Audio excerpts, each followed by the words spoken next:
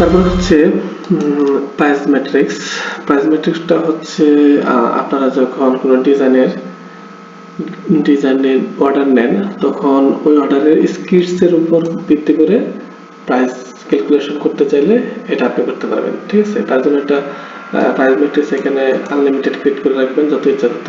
ঠিক আছে, অবশ্যই কি করতে হবে, মিনিমাম স্কিটস এবং ম্যাক্সিমাম স্কিটসের উপর ভিত্তি করে প্রাইসটা দিয়ে দিবেন। তাহলে আপনি যখন অর্ডার নেবেন সেক্ষেত্রে এই দুটাকে মধ্যে যদি কোনো প্রাইস মিলে সেক্ষেত্রে ওইটা হিসাবে ক্যালকুলেট হবে।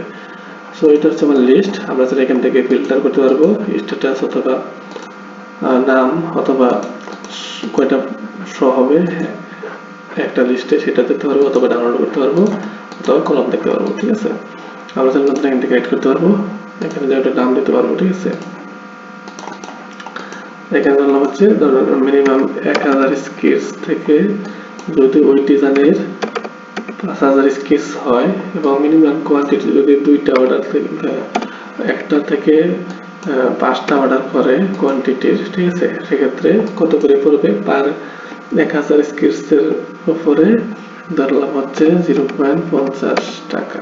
ঠিক আছে, এবার বেস্ট প্রাইস আপনি দিতেও পারেন, নাও দিতে পারেন। এখান থেকে সেভ, খুবই ভালো। এখান থেকে সেভ হওয়ার পরে ব্যাকে যাই, এখানে দেখবো যে এখানে একটা প্রাইস ম্যাট্রিক্স ক্রিয়েট হয়ে গেছে।